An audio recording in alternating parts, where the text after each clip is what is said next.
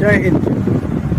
इंसान को अपनी मंजिल तक पहुंचने के लिए अपनी कोशिश करती रहनी चाहिए और मन में विश्वास, धैर्य और निर्भय भी होना चाहिए। परिस्थिति चाहे जैसी भी हो, इंसान को अपने बचाव या किसी भी कार्य के लिए बुद्धि और निर्भयता से काम लेना चाहिए। जैसे कि मैं एक कहानी सुनाता हूँ। एक जंगल था। उस जंगल में सभी तरह के जानवर रहा करते थे। उस जंगल में एक शेर भी रहता था, जिसे जंगल का राजा भी हम लोग कहते हैं।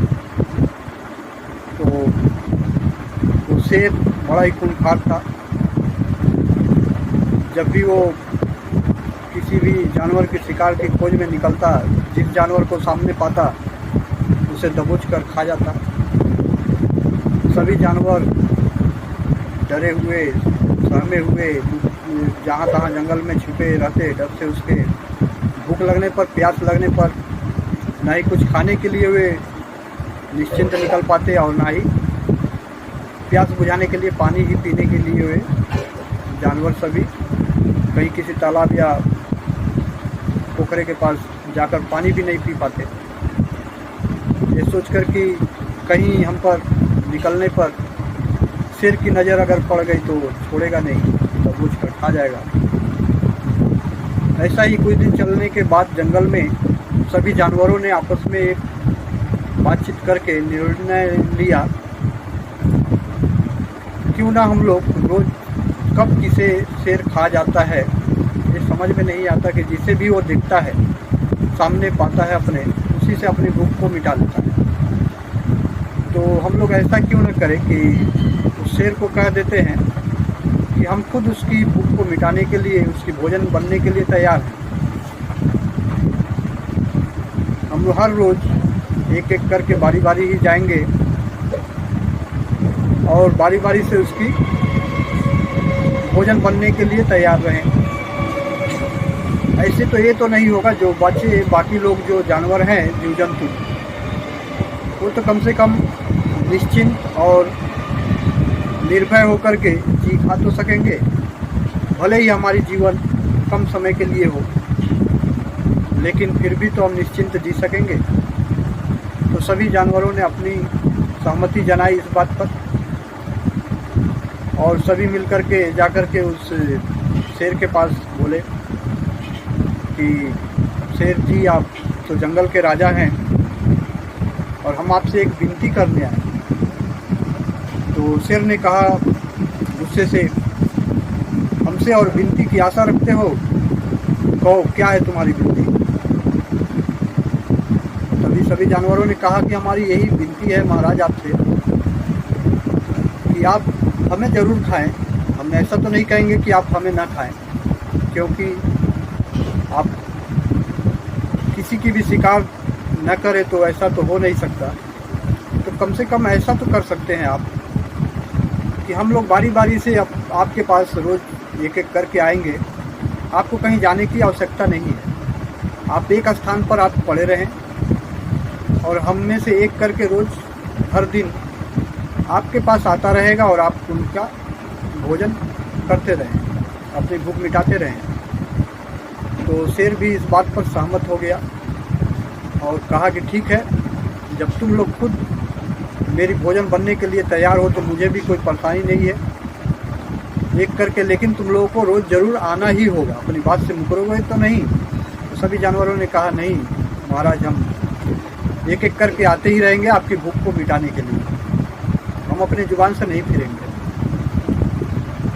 तब सभी की सहमति बन गई और इस तरह से अपने कहे के मुताबिक हर रोज़ जानवरों में से एक एक करके उस शेर के पास जाने लगा हर रोज़, और शेर उन्हें मारकर खा जाता था, अपनी भोजन बनाकर खा करके अपनी भूख मिटा लेता था। ऐसे ही चलता रहा। कुछ दिन चलने के बाद बहुत सारे जानवरों को शेर खा गया। अपनी शिकार बनाकर उन्हें मारकर खाकर अपनी भूख को मिटाता था प्रतिदिन। ऐसे ही चलते रहा और कुछ दिन चलने के बाद एक दिन एक लोमड़ी की बारी आई। उस दिन सभी जानवरों ने कहा उस लोमड़ी से कि आज तुम्हारी बारी है शेर के पास जाने के लिए। तुम्हें उस शेर के पेट के लिए भोजन बनने के लिए तुम्हें जाना होगा। तो लोमड़ी सोच में पड़ गई कि आज तो मेरे जीवन का आखिरी दिन है, ऐसे में क्या करूं? क्यों ना मैं एक बार कोशिश करके ही देखूं, शायद मेरी जान बच जाए और मेरे ही साथ साथ हो सकता है सभी जानवरों का कुछ भला हो जाए। तो फिर लोमड़ी सोचते सोचते रास्ते में निकली कि मैं शेर के पास तो मुझे जाना है, उसका भोजन बनने के लिए आज मेरी ही बारी है, लेकिन उससे पहले कुछ घूम टहल लूँ, कुछ देख लूँ अपनी बुद्धि को आजमा कर कि शायद उससे बचने का कोई रास्ता मिलता है या नहीं। फिर उसके बाद तो एक ही रास्ता बचता है कि शेर के पास जाना और उसका भोजन बनना।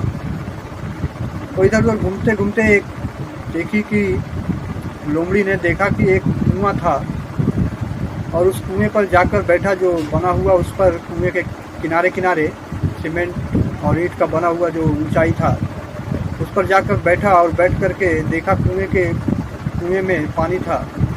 पानी के अंदर जब देखा तो उसे अपनी तस्वीर दिखाई दी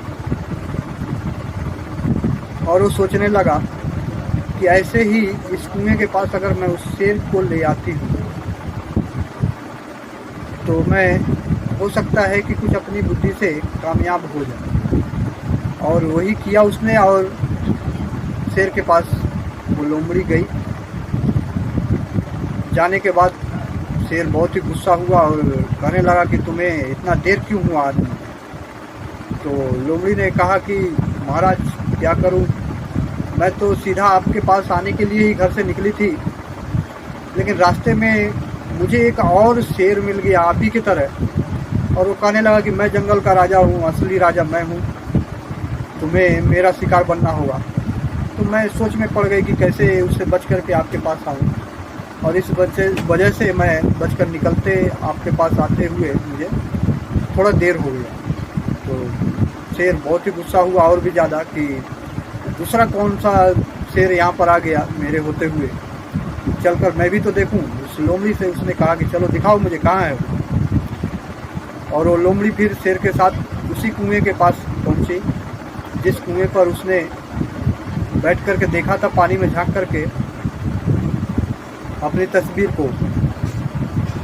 फिर शेर से कहा उसने कि देखिए महाराज आप यहाँ बैठ करके देखिए, इसी के अंदर इस कुएं के अंदर ही वो रहता है, वो शेर यहीं से वो निकला था और मुझे कह रहा था कि खाने की बात। तो फिर शेर उस कुएं के पास जब बैठा तो उसे भी अपनी तस्वीर दिखाई पड़ी। उस कुएं में वो तस्वीर को देख करके समझ नहीं पाया कि इस कुएं के अंदर जो पानी है उसमें उसी का ही तस्वीर है और वो जोरों से चिल्लाने लगा। जब जोर से वो गुर्रेरा उसमें आवाज़ किया तो उस कुएं से और भी अधिक आवाज़ आया और वो सोचा कि सचमुच ये लोमड़ी सच कह रही है कि इसमें कोई दूसरा शेर है। और ये सोच करके हुआ उसे मारने के लिए उस शेर ने उस कुएं में छलांग लगा दी और फिर वो शेर उसी में मर जाता है डूब करके और उस लोमड़ी की भी जान बच जाती है और उसके साथ और भी सभी जानवरों की जान भी बच जाती है। इस तरह से अपने मन में विश्वास रख करके निर्भय होकर के इंसान को अपनी कोशिश पे लगी रहनी चाहिए, शायद कुछ अच्छा हो जाए और अपने साथ साथ कुछ औरों के भी लिए अच्छा हो जाए। जय हिंद।